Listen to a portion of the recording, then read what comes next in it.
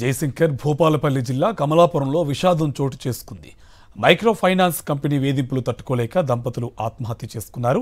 అధిక వడ్డీ చెల్లించాలని ఒత్తిడి చేయడంతో బలవన్మరణం పాల్పడ్డారు దంపతులు. ఫైనాన్స్ కట్టేందుకు డబ్బులు లేక ఆర్థిక ఇబ్బందులతో భార్య చందన డిసెంబర్ 20న పురుగుల మందు తాగి చనిపోయింది.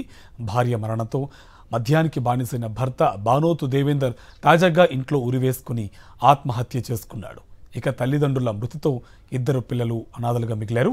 ఒకే ఇంట్లో ఇద్దరు చనిపోవడంతో గ్రామంలో విషాద ఛాయలు అలుముకున్నాయి. దంపతుల మరణానికి కారణమైన ఫైనాన్స్ కంపెనీపై చర్యలు తీసుకోవాలని గ్రామస్తులు డిమాండ్ చేస్తున్నారు. ఒకే నెలలో 10 రోజుల వ్యవధి కాలంలోనే ఓ కుటుంబం ఫైనాన్స్ వాళ్ళ వల్ల వేధించబడి చనిపోవడం జరిగింది. బంధన్ బ్యాంకు కానీ, ఐఎఫ్సి బ్యాంకు కానీ, టాటా బ్యాంకు కానీ, పోతే ఫిన్కేర్ అని కానీ ఇలా మొదట్లో ఒక మాట చెప్పి చివరిలో అధిక వడ్డీ వసూలు చేస్తూ వాళ్ళను ఆర్థికంగా చాలా ఇబ్బందులు పెట్టడం జరిగింది.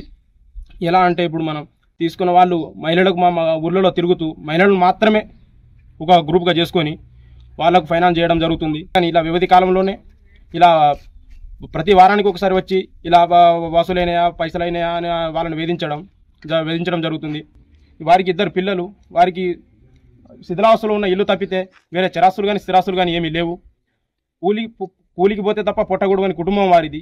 వారిని ఫైనాన్స్ వ్యవస్థ సంస్థలు వారిని ఆర్థికంగా ఇబ్బందులకు గురి చేసి ఈ పిల్లల్ని ఇద్దరిని అనాథులుగా మిగిల్చడం జరిగింది.